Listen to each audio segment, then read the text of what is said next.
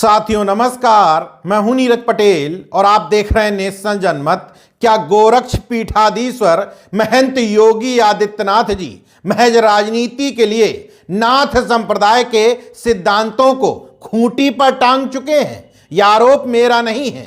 अभी तक इन आरोपों की चर्चा लोग दबी जुबान करते थे, मगर सांप्रदायिकता के खिलाफ ताउम्र लड़ने वाले लालू प्रसाद यादव जी ने बाकायदा एक आर्टिकल लिख करके इस आरोप को हवा दे दी है।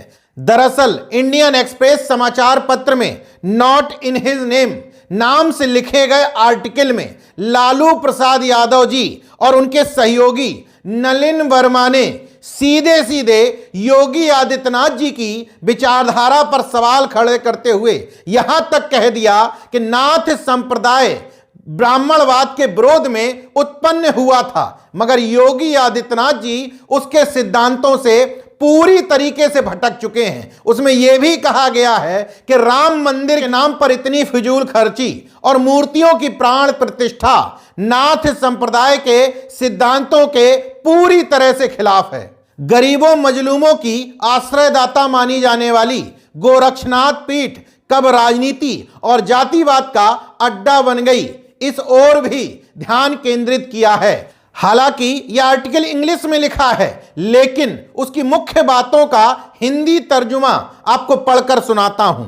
ऐसे समय में जब आस्था और राजनीति के बीच की रेखाएं पहले से कहीं अधिक धुंधली हो गई हैं, यह याद रखना महत्वपूर्ण है कि कैसे आदित्यनाथ ने गोरखनाथ मठ की समावेशिता की विरासत को खत्म कर दिया।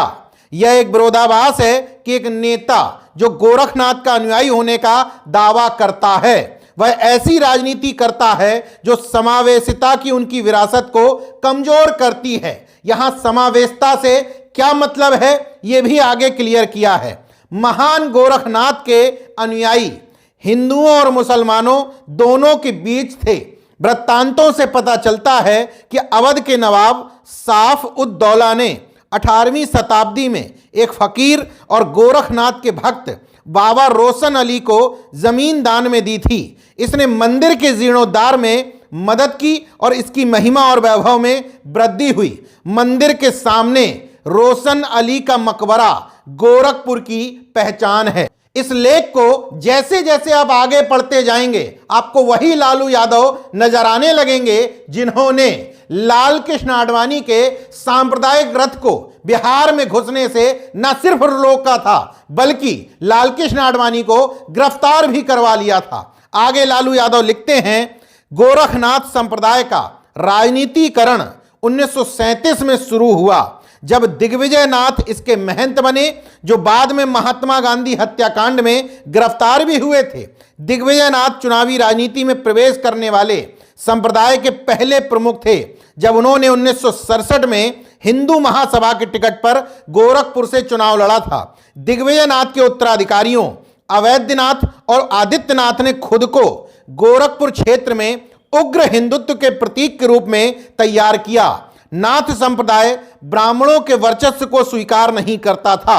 संप्रदाय के अनुयायी अपने गुरु अपने समुदायों बुनकर, रंगरेज, चरवाहे और किसान से ही बनाते थे। अब सबसे बड़ी बात, ओशो और सुमित्रानंदन पंत के बीच में एक चर्चा का जिक्र करते हुए लालू यादव बताते हैं कि जब पंत ने ओशो से कहा कि आप गोरखनाथ को इतना महान क्यों मानते हैं, तब ओशो ने उत्तर दिया था, गोरखनाथ ने एक नया मार्ग खोला है, एक नए धर्म को जन्म दिया है। उसके बिना कोई कबीर या नानक नहीं होता, न कोई दादू होता, न वाजिद होता, न फरीद होता और न मीरा।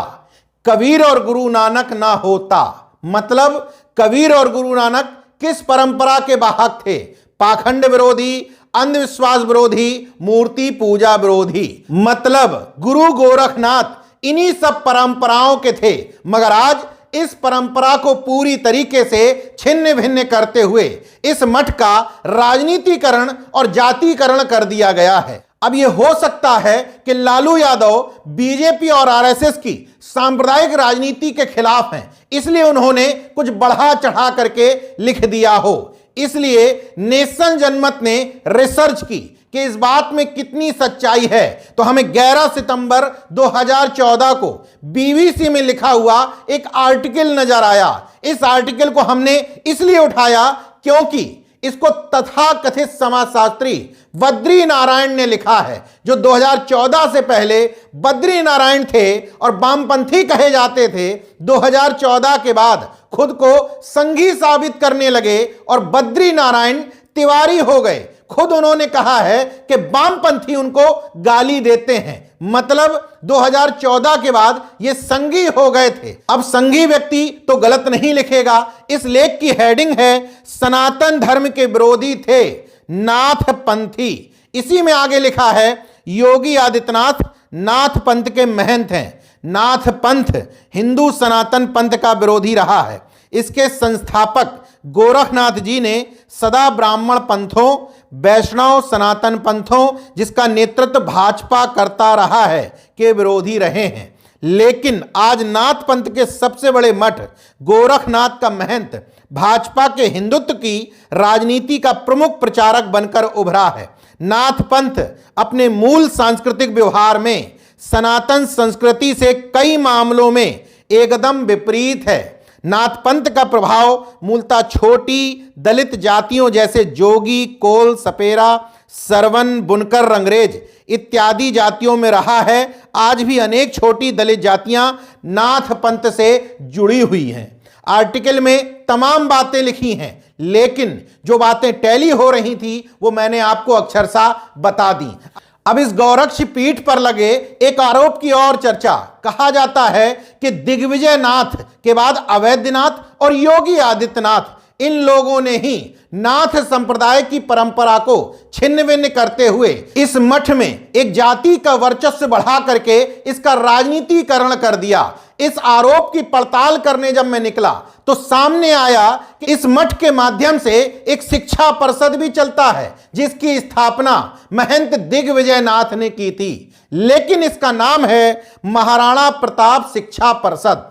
अब सवाल नहीं बनता कि महाराणा प्रताप का नाथ संप्रदाय से क्या संबंध है, कौन सी विचारधारा टैली हो रही है, कौन से सिद्धांत टैली हो रहे हैं। सिर्फ एक बात, जाति का। महाराणा प्रताप जिस जाति के कहे जाते हैं, दिग्विजय नाथ भी उसी जाति के थे, अवैधनाथ भी उसी जाति के हैं और अब योगी आदित्यनाथ जी भी उसी जाति के हैं। हालांकि योगी आदित्यनाथ जी योगी हैं, महंत हैं, इसलिए उनको जातिवादी नहीं कहा जा सकता। अगर शासन प्रशासन में, ट्रांसफर पोस्टिंग में, माफियाओं के सर्वनाश में जातिवाद दिख रहा हो तो वो जातिवाद नहीं कहा जा सकता, वो राष्ट्र हित में उठाया हुआ कदम है। हालांकि गोरक्षनाथ पीठ के बारे में मुझे बहुत विस्तृत जानकारी नहीं है, इसलिए अपनी राय नहीं घुसा रहा, लेकिन इतना जरूर कहा जा सकता है कि नाथ संप्रदाय के संस्थापक महंत मत्स्येंद्र नाथ जी ने जिस जाति वर्चस्व के खात्मे के लिए ब्राह्मणवाद के खिलाफ इस नाथ संप्रदाय की स्थापना की थी, उसमें योगी आदित्यनाथ जी ब्राह्मणों के सीधे तौर पर समर्थन में खड़े तो नहीं दिखाई देते, लेकिन ब्राह्मणवाद का समर्थन करते हुए जरूर दिखते हैं। देखते रहिए नेशन जनमत, जागरूक और सजग बने रहिए। जय विज्ञान, जय संविधान, जय लोकतंत्र। धन्यवाद।